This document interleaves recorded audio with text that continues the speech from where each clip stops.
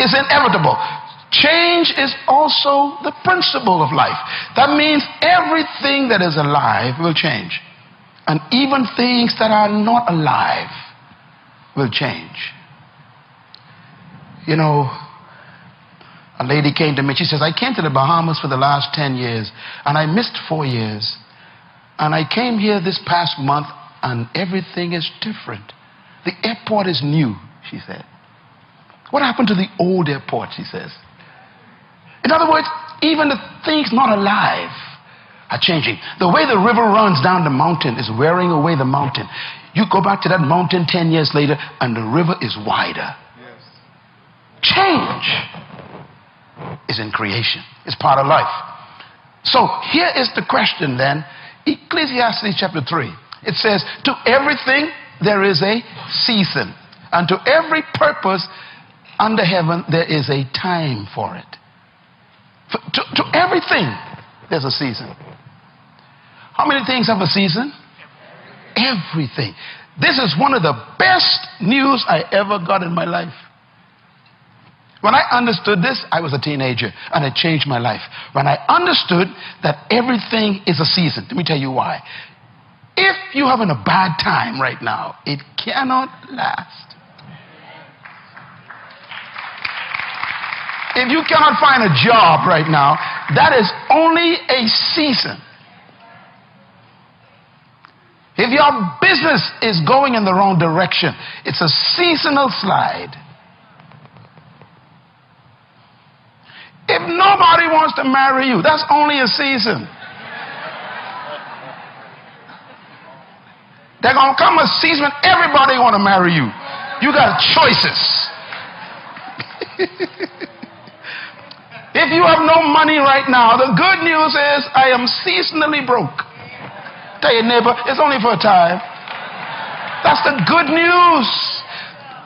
And that's why we are always reminded, never make a permanent decision in a temporary problem.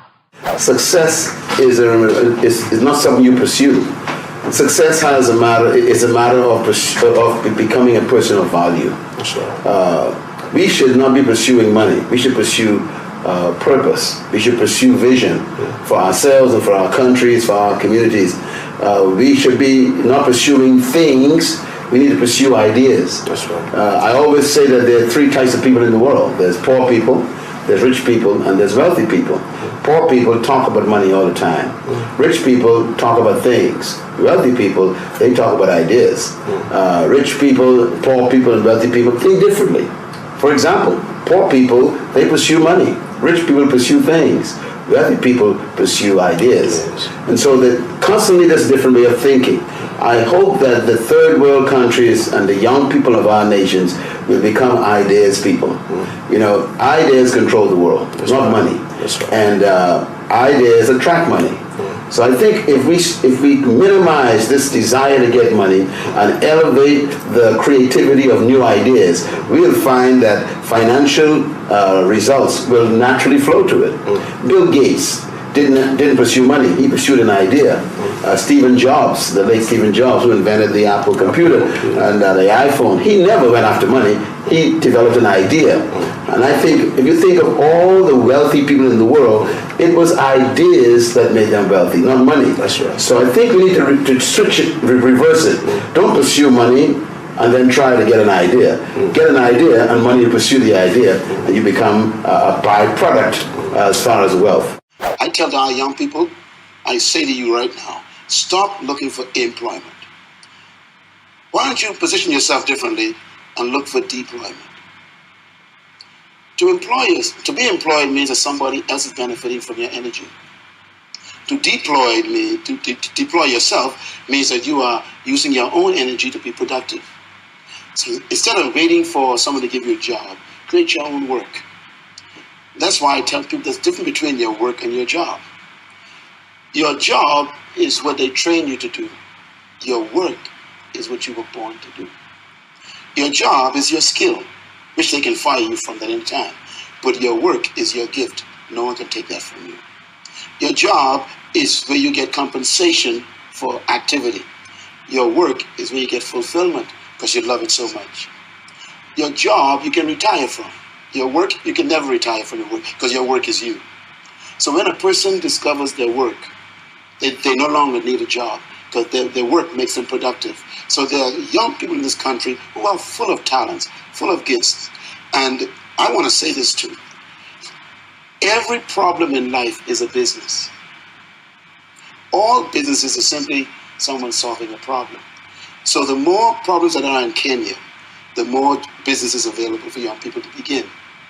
And this is what I think we are lacking. We are trained to get a job. We're not trained to start a business.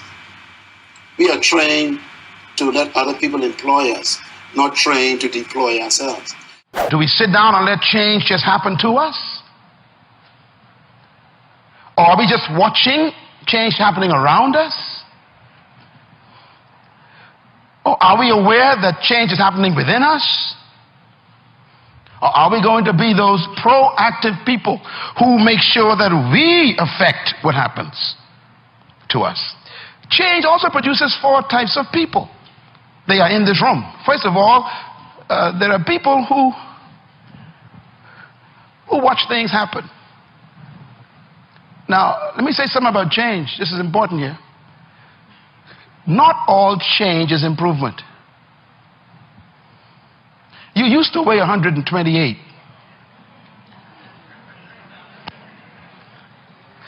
And now you changed. And for some of you, that's not an improvement. You lost your wardrobe.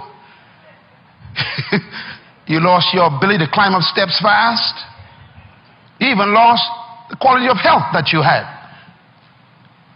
Change doesn't mean improvement all the time. But the problem is, without change, there can be no improvement. So you have to decide what to do with change. Change will happen. And if you are not careful, it could be destructive. So you have to determine what kind of change do I want in my life. And I want you as a young person, as a mother and a father, as a business person, to think about your company even, or your family, or your educational pursuit. What kind of classes do you want to take in college this year? What kind of grades do you want? What kind of relationships you want to have in your life? Who do you want to drop and who do you want to pick up in your relationships? What kind of people do you want to associate with? Where do you want to travel that you've never been? What are the books you need to read you never read before? The changes come with choices. So what kind of person are you? We should not try to get everything now. I went to college. I spent 8 years in universities. I have 3 bachelor's degrees, a master's degree, 5 doctorate degrees bestowed upon me by many different universities. And many of my friends that went to school with me in high school, they went straight to jobs. I went to college. They started making money early. I delayed my money making for 5 years. And now what they make in a year, I probably make in an hour. So, we need to be more focused on developing ourselves rather than trying to grab money now. Focus on self-improvement, self-expansion, rather than trying to get your pocket to expand. Because the more valuable you make yourself, the more value you attract.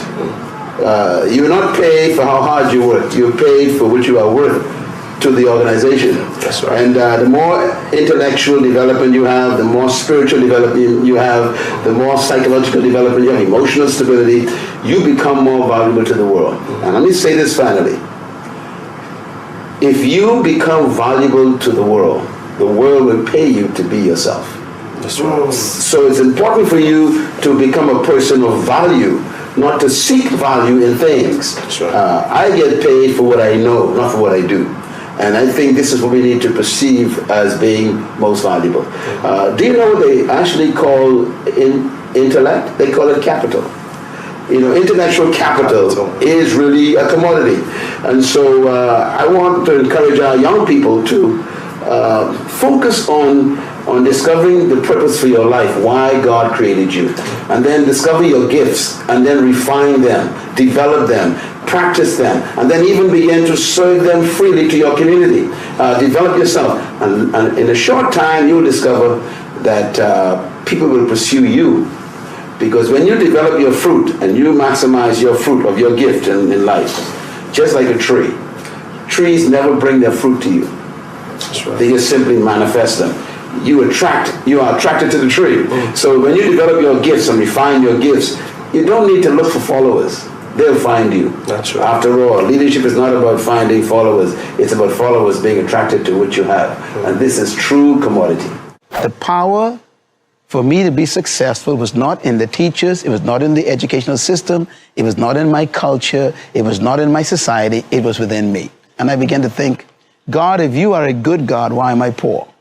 If you are a great God, why are these people better than me?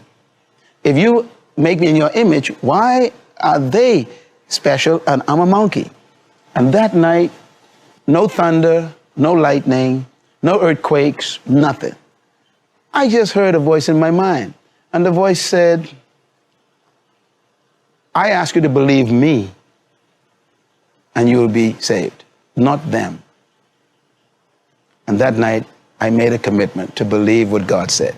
13 years old, I said, okay, I believe that I have the power to experience far beyond all I can ever ask, think, or imagine. 13 years old. And that's when my pursuit of God began. When was it that you realized you wanted to become a preacher? You know, I didn't want to become a preacher. Matter of fact, today I still don't consider myself a preacher. I think it drove me to have a passion to help everybody who's been oppressed. My passion is to make sure that no one should live under what I experienced. I never desired to be a minister. I desired to help people. You should never judge your success by other people's accolades. You judge your success by God's instruction to your life and how well along you are with that instruction. Because I found out something in life, the average human being is so mediocre that to be a genius, just do a little extra. Y'all missed that. People are so normal. To be an expert, just go 1 inch abnormal, and they think you're great. So don't judge your success by the masses, what they think of you. Judge yourself by what God told you to do. Can I put it another way?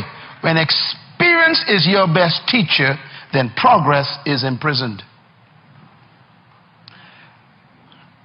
Experience could be a curse. I've been taught by my parents years ago that experience is the best teacher. I don't believe that anymore.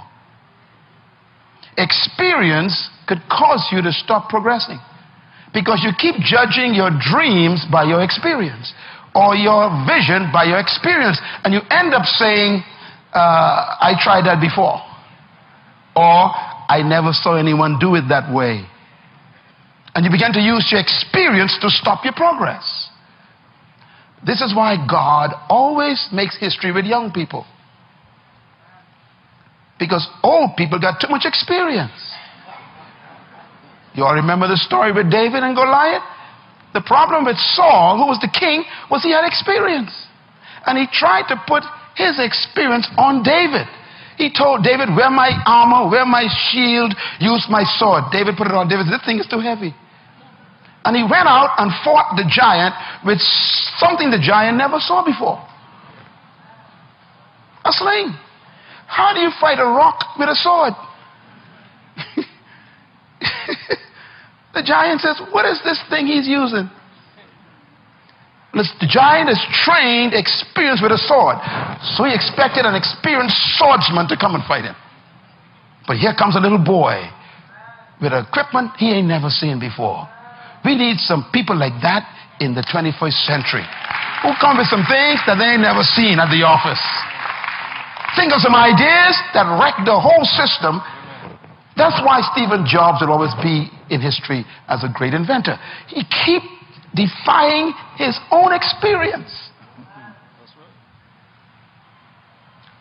I was reading his watching a documentary on him 2 weeks ago, and they said that when the iPhone came out, they said to him, "That's it. You the ultimate. This is it." He said, "No." And he came up with this idea about the iPad. And he said the people in the company said it will never work. Why?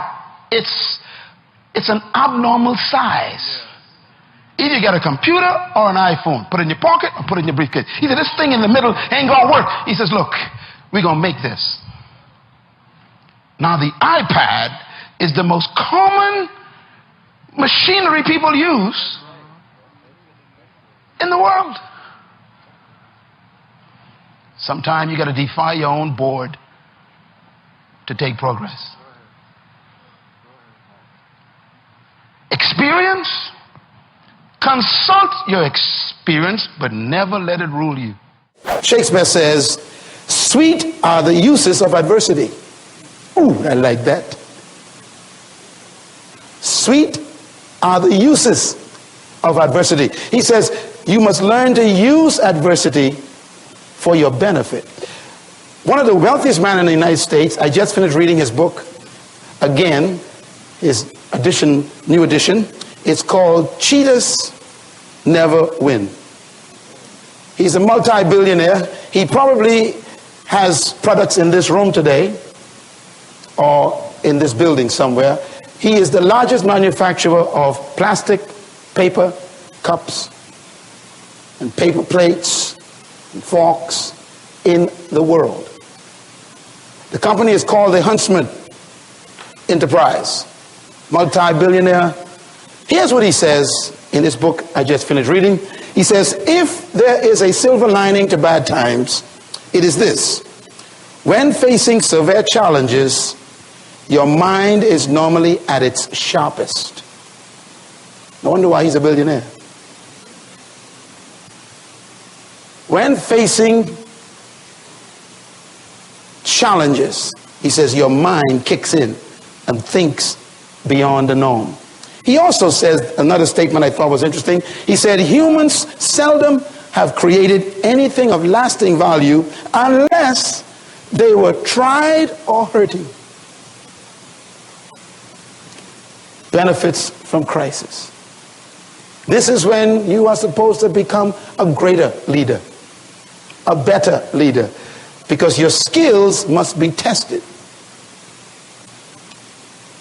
I put it another way.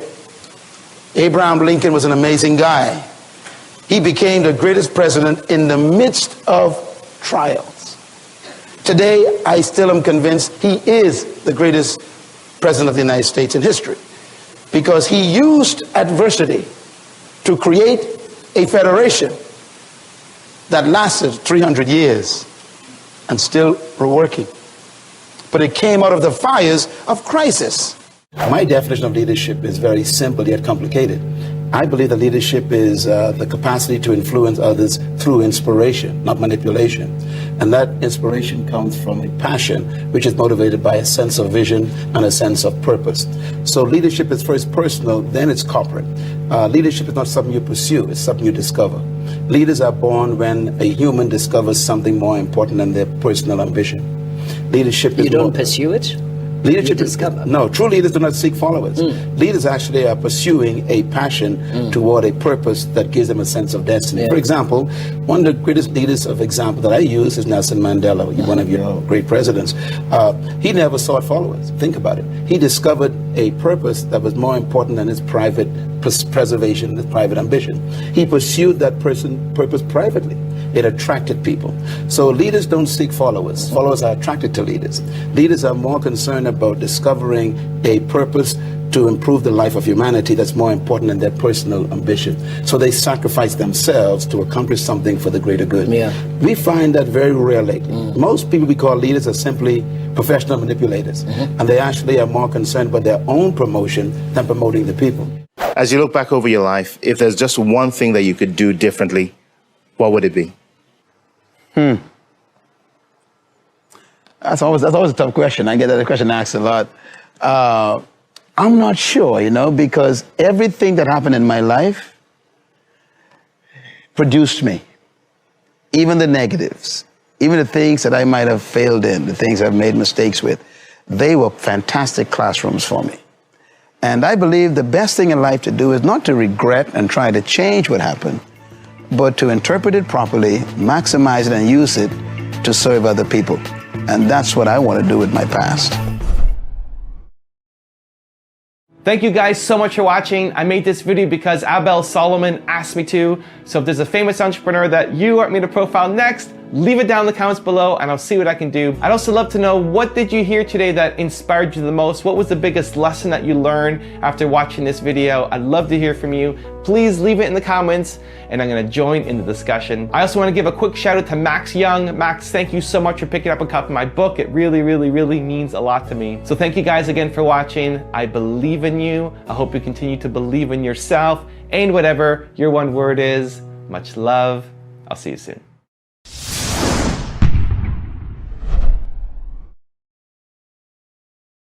I want to focus on discovering and releasing, how to release your hidden greatness. Every human being in this room and those watching by the internet, you have inside of you, I have no doubt about it, greatness. But most people will die with their greatness on the inside. And this is why we have this conference. Because we don't want you to be one of those persons who die with their greatness. Let me say a few comments about greatness. Every human desires two things in life. I want you to write them down. Two things every human wants. 6 billion of us, and now 7 billion since last April on this planet, want two things. And everything you do is motivated by these two things. One, we want power. Every young person, every old person wants power. We got to talk about what power is. And the second thing we want is greatness. We don't talk about these too much, but every human being wants power and they want greatness. This is why we are motivated to wear certain clothing. We call them power clothing. This is why we try to join a gang, because being in a gang of people gives you power to threaten other people. This is why we would actually want to steal money or gain money, because money gives you power to buy things that you want to make you feel important. Everything we do is motivated by these two things, power and greatness. Now, I want to mention something about power. What is power? Power, I want you to quote it with me out loud up on the board so you can remember it when you leave here. What is power? Read it. Power is the ability and the capacity to control circumstances and in the environment. That's power. Power is what? The ability to control circumstances and to control your environment. That's what power is. And everybody wants it. The politician wants it. The banker wants it. The parent wants it. The young person wants it. Everybody wants power to control circumstances. What is greatness? Write this down. Greatness, out loud please, is a sense of value, importance, and significance. That's greatness. Greatness is when you feel that you are important to the world. You feel great when you feel that you are valuable to society. Greatness is when you feel that you are significant to your generation. In other words, the desire for all of us to be great and to control our environment is natural. You, as a 16-year-old, your desire to become the head of the class is a desire for greatness. You, as an 18-year-old, your desire to go to college and get a degree so you can get a better job, so you can make more money, so you can buy things you want, is a desire for control, a desire for greatness. And this is why people get in trouble. They're pursuing power and greatness. Now let me repeat again. The pursuit of power and greatness is natural. As a matter of fact, if you don't want to be great, something's wrong with you. If you have no desire to be powerful, something's wrong with you. Every person here desires these things. I put it this way. God is not against your desire for greatness. He's not against your desire for power, because God created you to be great. Potential is who you are, but no one knows it yet. Potential is who you could become, but you haven't become it yet. Potential is how far you can go, but you haven't gone yet. In other words, potential is never what you've done. Because once you've done something, it ceases to be your potential. Potential, therefore, has to do with what you haven't done yet, that you can still yet do. And that's why I am after you. I came after you because I'm bored with what you've done. I'm bored. You got a PhD, so what? It's over. What's left? That's right. Potential, therefore, is not about what you've achieved. It's what you haven't achieved yet that you could achieve. And this is why I say this, that the enemy of your potential, write it down, is your last success. The greatest enemy of your potential is your success. Because when you become successful at something, it tempts you to stop. This is why I am always nervous about people's accolades concerning me. I don't trust too many awards people give me. I have so many degrees bestowed upon me, and I hide them away because I don't even want to see them. They may stop me from moving. Nothing is more dangerous than counting on your success. And so you possess the potential and is hidden